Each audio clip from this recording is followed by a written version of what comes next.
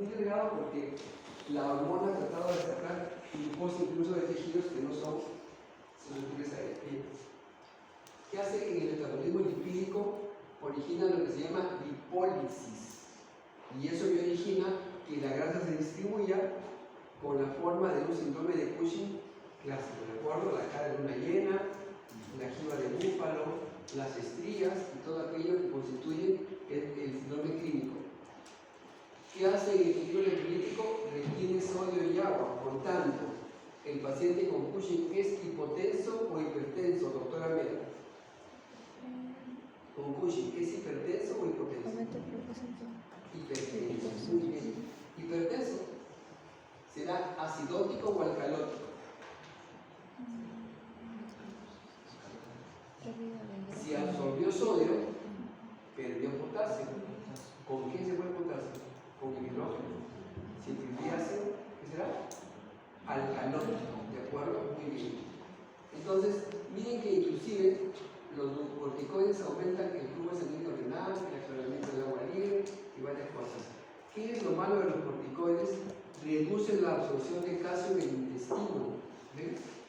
Y aumentan la eliminación renal. ¿Consecuencia cuál será? ¿Que no se puede con el corticoide, ¿sí? ¿Qué enfermedad tendrás? No, has perdido calcio y le orina bastante. Osteoporosis, ¿no es cierto? Muy bien. Entonces, ya tienes ahí tus efectos colaterales pintados, ¿de acuerdo? ¿Qué hace? En el lavato cardiovascular, básicamente hay hipertensión arterial y la aldosterona remodela el corazón y vasos sanguíneos. Origina un incremento de la fibrosis muscular en las capas de tejido vascular, sobre todo periférico. ¿Qué es este sistema de acá? ¿Y qué produce? Inhibe la óxido sintetasa. ¿Esa qué produce? Óxido nítrico. ¿Y qué hace esto de acá? Más potente vasodilatador corporal. De manera que si lo bloqueo, eso también contribuye a que el paciente haga hipertensión arterial. Esto hacen los corticoides. Obviamente hay efectos favorables, ¿no? En el ayuno yo tengo una buena fuente de energía para poder aprovechar mi tejido graso. Lo malo es que también, así como deprimen la sensibilidad de insulina, deprimen el núcleo de glucosa y aumentan estas cosas, son inmunosupresores. Guarden eso como un concepto cuando usen corticoides en altas dosis. En bajas dosis no pasa nada. ¿Qué es una alta dosis de corticoide? Es una dosis mayor de prednisona, mayor de 1 miligramo por kilo de peso. ¿Cuánto produjo yo de cortisol durante el día? ¿Eso a cuánto equivale? Más o menos son 30 miligramos. ¿Eso a cuánto equivale de prednisona? 7.5 miligramos, es casi nada. Eso en condiciones normales que no tenga estrés, ¿de acuerdo? Entonces, bien, son antiinflamatorios, son inmunosupresores, inhiben la formación ósea, aumentan la presión glomerular, disminuyen el flujo REM. ¿Flujo REM qué es, profesor Sosa? ¿Sueño REM? ¿Y eso para qué sirve? Se cree que esa parte del sueño es aquella que regenera todos los neurotransmisores que tenemos y finalmente es la que genera la mayor relajación, ¿de acuerdo? Bien, entonces altera todo el sistema nervioso y también cardiovascular y sobre todo el antiinflamatorio. ¿Qué hace en el músculo? Pierde masa muscular el paciente, el cortisol se come todo el músculo. Tanto el que tomes como el cortisol que estás generando con el estrés, ¿de acuerdo? También en el hueso aumenta el catabolismo e inhibe la actividad osteoblástica y estimula la actividad osteoclástica, quiere decir destruye hueso y bloquea la célula formadora de hueso. Inhibe el depósito de colágeno, por eso es de que su paciente está con estrías, debido a que el colágeno no permite que eso cierre de modo adecuado. Las heridas demoran también en cicatrizar.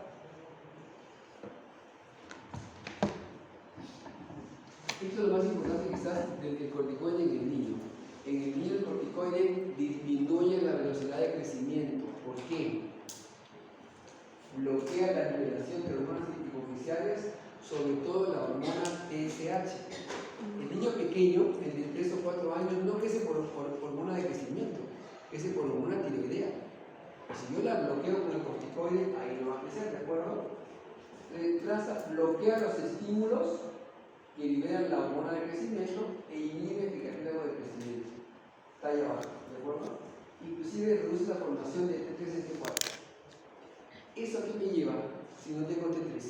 ¿A qué enfermedad? Entonces, ¿el estrés puede originar hipotiroidismo o no? Sí.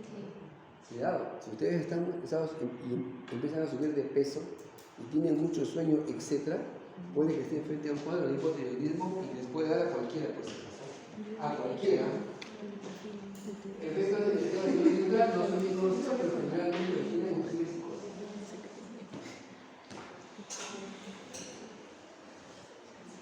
¿Qué pasa a nivel sanguíneo?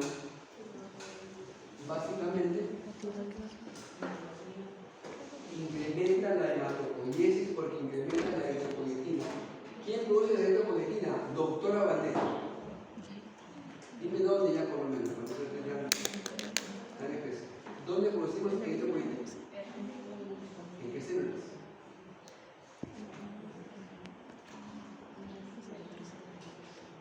Células peritubulares del riñón, ¿de acuerdo?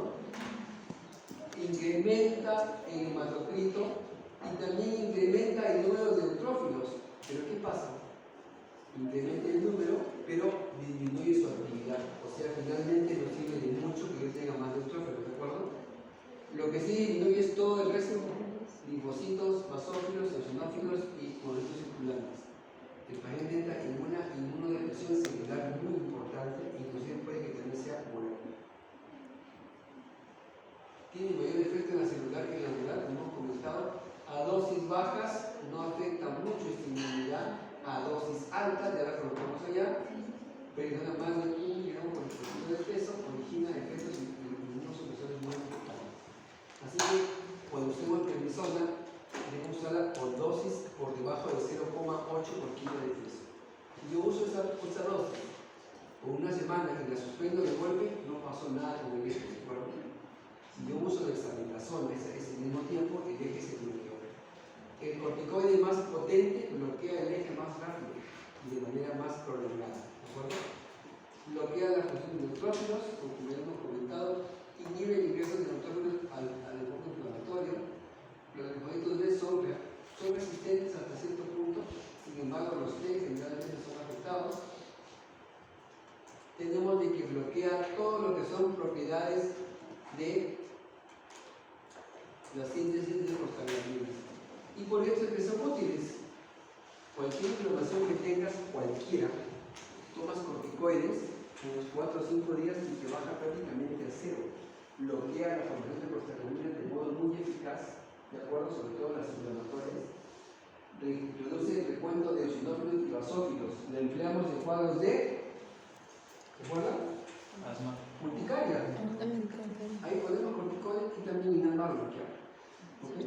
Entonces, trata la alergia de modo celular, como ya hemos comentado. Inhibe la fosfolipasa A2, reduce la celulogenasa A2 y la 1 generalmente se ve muy poco afectada. ¿Qué más tenemos con los corticoides? Aquí vamos a aclarar una cosa. ¿Cuál es el de mayor potencia? También antiinflamatorio. Miren el cuadro.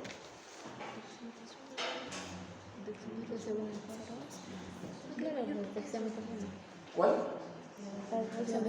Dexametasona. ¿De acuerdo? Mira cuál es su vida media.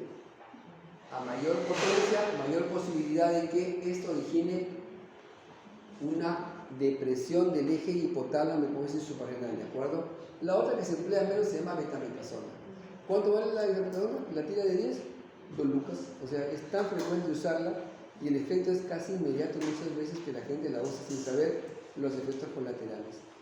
¿Cuál usamos generalmente nosotros? Usamos prednisona. Mira que tiene una potencia antiinflamatoria que la 10ª parte de la dexametasona, pero permite una mejor plasticidad en el manejo de las dosis, ¿de acuerdo? Tenemos también prednisona, prednisolona, metilprednisolona, que son fármacos de vida media intermedia, como ustedes pueden ver acá. Ok, entonces en un paciente que tenga Cushing, recuerden que hay que darle también algo para que retenga el sodio. Porque, perdón, en un paciente con Addison, si no tenemos potencial mineralocorticoide, el paciente seguirá hipotenso. Entonces, estas son las potencialidades de cada uno de los fármacos que se emplea. Usen básicamente prednisona o deflazacona. Pueden también usar metilprednisolona, que es muy buena droga y no pasa nada. Ustedes usan 5 o 7 días, lo suspenden y no pasa nada con ello. Si usan el mismo tipo de esomeprazole, diré que se puede estar muerto. ¿De acuerdo? Entonces, teniendo esto claro, ahí tienen ustedes las características. El cortisol se emplea acá como hidrocortisol. ¿Cuál es la única ventaja del cortisol? Profesor Silva. La única ventaja. Actúa en 3 minutos. Tienes tú una reacción alérgica, doctor, ¿le quiero colocar un corticoide? Colócale hidrocortisol. Porque la Dex actúa en media hora y la metil actúa en 40 minutos. De manera que el corticoide que actúa más rápido se llama hidrocortisona. 10 miligramos, 5 a 10 miligramos por kilo de peso. ¿De acuerdo? Aquí se explica, actúa rápidamente y dura más o menos entre 6 y 8 horas. Tenemos también la prednisona, tenemos la prednisolona, miren cómo serían proteínas, la metilprednisolona y la dexametasona.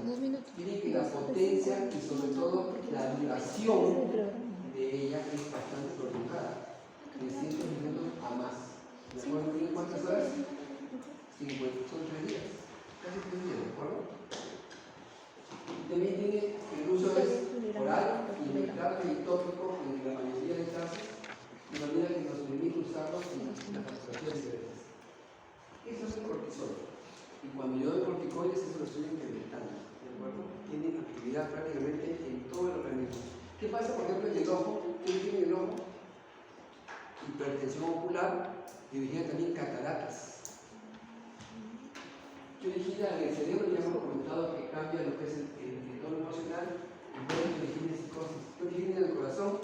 Fibrosis, ¿de acuerdo? Y disminución de la producción de dióxido nítrico. ¿Qué origina en las células inmunitarias? Depresión. Todos los ámbitos del cuerpo del paciente están afectados en mayor o menor medida. Recuerden antiinflamatorios. ¿Cómo se llama? Antiinflamatorios no esteroideos, ¿no es cierto? Estos se llaman antiinflamatorios esteroideos, son más potentes y actúan más arriba. Aquí actúan los AINES, fosfolípidos de membrana, liberan fosfolipasa A2 y esta forma ácido araquidónico. Aquí actúan los corticoides, en cambio los AINES actúan en este bracito del ácido araquidónico llamado de la cetoxigenasa. Entonces actúan más arriba, ¿no es cierto? De manera que su potencial antiinflamatorio abarca esto, asma bronquial, aquí está, y abarca esto, que son aquellas prostaglandinas que originan cambios vasculares. Entonces, siendo el corticoide mucho más potente antiinflamatorio, es cierto, hay que saberlo emplear. Reacciones adversas, supresión del eje hipotálamo adrenal, síndrome de Cushing exógeno, retención de sodio y agua, general de presión arterial, edema, alcalosis, hipovolemia, diabetes, miopatía esteroidea. Si dijimos que el cortisol saca energía de donde no puede, saca sobre todo de los músculos y estos se van a debilitar. ¿De acuerdo? Tenemos osteoporosis, ya comentado, por la falta de calcio, no se absorbe, se elimina por la orina, baja la función de los osteoblastos y aumenta los osteoblastos, retrasa el crecimiento y lo hace susceptible a infecciones. ¿Okay? ¿Para qué más serviría? Si yo origino inmunosupresión, ¿para qué más me sirven los corticoides? A ver, una idea. Son buenos inmunosupresores. ¿Para qué más me servirían? Síndrome de neoplásicos, ¿qué más? Más importante que eso. Para el paciente trasplantado. El trasplantado no quiero que rechace el órgano, quiero una alta dosis de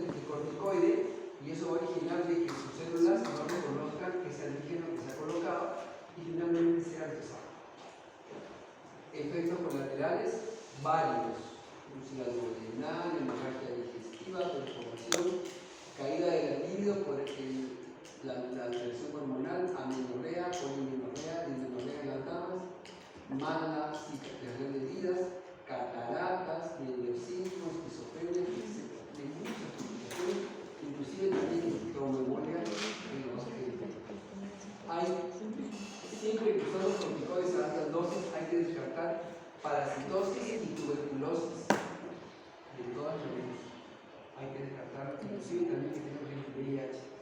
Porque si yo le bajo la enfermedad a ese paciente, puede que la enfermedad que tenga de fondo se exacerbe.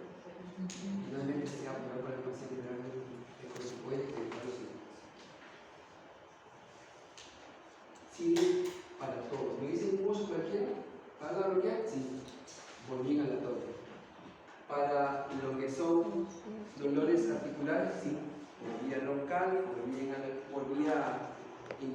endovenosa y intramuscular. ¿Sirve para el ojo? Sí. Por vía de gotas, metilprednisolona. ¿Qué más? Para la piel, todos los preparados. Para lo que es psoriasis es muy bueno. ¿Para qué más? Sirve para alergias, muy bueno. Sirve para problemas pulmonares, de hecho. Para problemas digestivos autoinmunes, sí. O sea, realmente se usa para todos los procesos, siempre y cuando sea adecuado. ¿Cuál es la única indicación legal, digamos, que no tiene discusión de los corticoides? La insuficiencia suprarrenal aguda. Ese es el único cuadro que dice, ¿sabes qué? Para esto empezar corticoides, porque si usan otra cosa no funciona por su caso. Ahora, enfermedades renales, hematológicas, oculares, neurológicas, con la genopatía, sobre todo. Ahora, vamos a poner dos escenarios, ¿de acuerdo?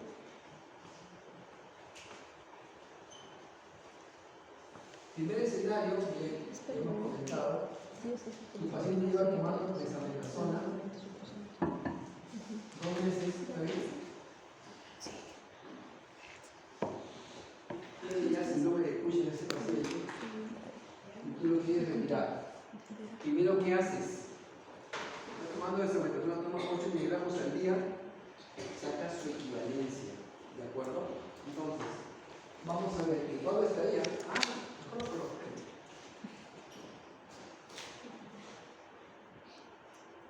El cuadro es este. Primero, cualquier corticoide que ustedes estén tomando, lo sacan como equivalencia a la prednisona. ¿Se supone? Bien.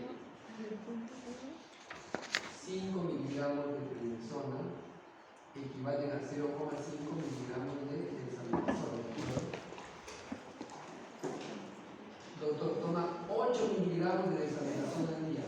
El paciente está sin dolor, tranquilo, pero está por los signos y los estigmas del síndrome de Cushing, ¿de acuerdo? Doctor, ¿yo quiero retirarlo? Sí, hay que retirarlo. ¿Cómo lo hacemos?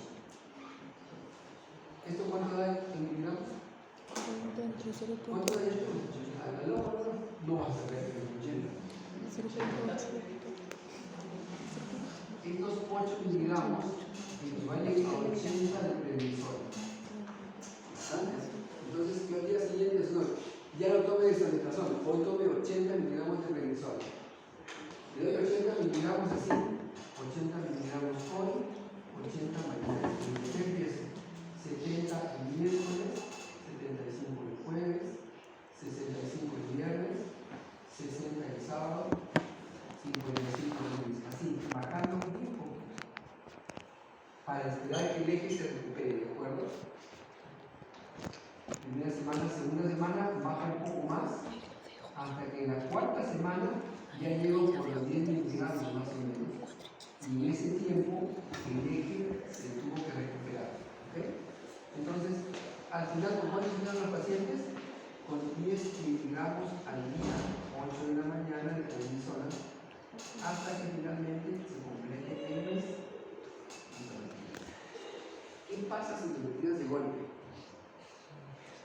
El paciente puede que se muera. ¿Cómo se muere? Al día siguiente no se levanta. ¿Quién le va a dar el sodio? Nadie. ¿Quién le va a dar la glucosa? Nadie.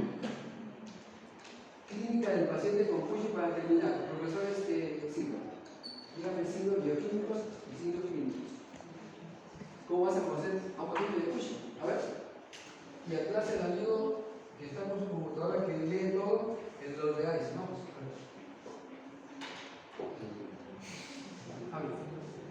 signos clínicos, hipertensión, obesidad, ¿qué más? Hiperglicemia, dislipidemia, ¿qué más? Aumento del ácido úrico, ¿qué más?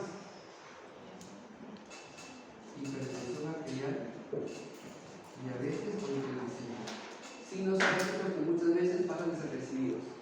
¿Y qué tendrá el Addison en línea opuesta? ¿Qué puede matar al Addison? Ya, más claro. El cuello no es más. El cuello está con la versión normal o alta. ¿Qué puede matar al Addison?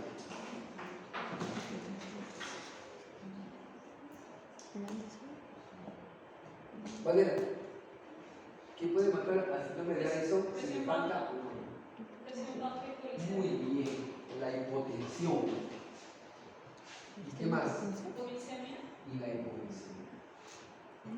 Este paciente llega a ser hospital y no lo corriges o le queda daño neurológico. Entonces, ¿qué le propongo al paciente? También sabe que tiene antojo de consumir sal. Seguramente se absorbe y te asegura un poco de sal para que sube el sodio, pero nada más. No sé por qué le da antojo de consumir sal. Claro, porque el antojo de sal se debe a que no tiene aldosterona y no absorbe la sal en el túbulo, como hemos hablado con César. Al no absorberla, el cerebro tiene un sensor de sodio en el hipotálamo y te va a pedir sal, básicamente sal. Nada más que sal. Si tú la comes, vas a ver cómo te calmas un poco. Ese es uno de los errores más específicos de vida. ¿Qué más? Hipotensión y hipoglicemia. ¿Qué más tiene este paciente? Hipoglicemia. ¿Tiene miopatía también o no? Como el de Cushing. Sí, tiene miopatía bastante marcada, ¿de acuerdo? Tiene hipoglicemia, tiene el calcio normal. Y acá está el calcio disminuido, ¿de acuerdo? ¿Cómo está el potasio del paciente de Cushing? Doctora Torres. Si yo he retenido sodio, lo cambié por Elevado. ¿alto o está bajo? Elevado. Bajo, en nada. Tiene una gran hipocalemia. Lo cambié por sodio para que me dé hipertensión. Y acá al revés, estará aumentado el potasio y bajo el sodio, ¿de acuerdo? Entonces, cuando enfrentemos a un paciente con corticoterapia, mire esto en consideración. Porque el corticoide tiene buenos beneficios usándolo por tiempo limitado. Si le coloco una dosis alta de corticoide acá, a medida del camino, ¿le dará un efecto solo un día? No, ninguno. Si le coloco dosis bajas o intermedias por una semana y lo suspendo rápidamente, ninguno. ¿De qué depende? De la dosis del fármaco que usted. No use mucha dexametasona. La van a usar cuando sea necesario. Si no hace falta, tiene otro corticoide que es más plástico y que coloca menos riesgo para el eje. ¿De acuerdo? Muy bien, chicos, terminamos. ¿Alguna pregunta, por favor?